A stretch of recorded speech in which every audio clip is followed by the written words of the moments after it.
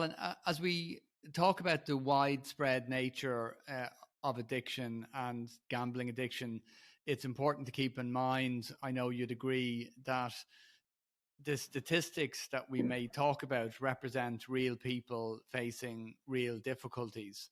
And as I was doing some research for this podcast, um, it sort of occurred to me, how has gambling addiction in particular, or addiction in a broader sense, become so accepted in society? And look, what lessons can we draw right now from the situation?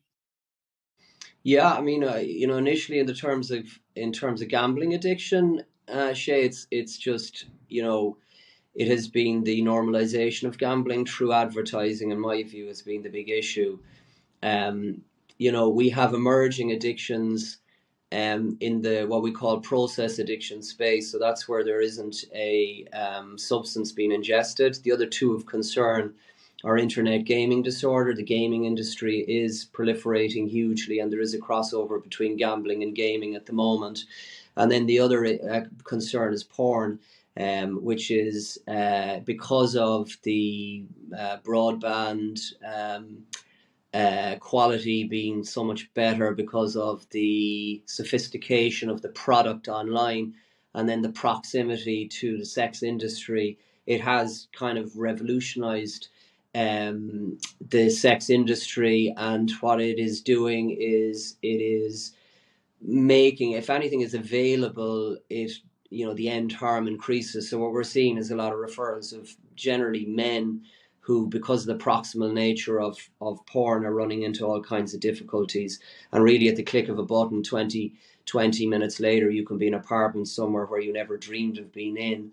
If you have impulsive traits, you can be with a sex worker within 20 minutes. And these are the kind of referrals that I'm getting.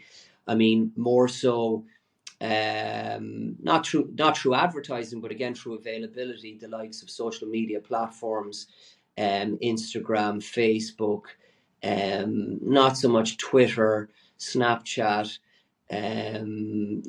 like overuse of these platforms, and then disorders, offshooting from overuse of those platforms, like body dysmorphic disorder, eating disorders, exercise addiction, use of anabolic steroids,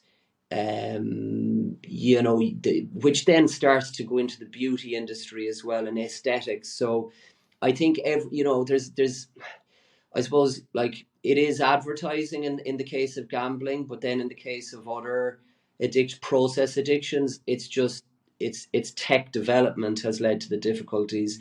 And then in terms of drugs and alcohol, again, more marketing and availability. And in terms of drugs, huge availability as well for different dynamics. I mean, it's really effectively, because of importation levels keep going up. And if you're getting into policy, it's what we've done to date hasn't worked in terms of prohibition. So that is kind of spanning the whole thing. I mean, it's a broad answer but so many different sections in there.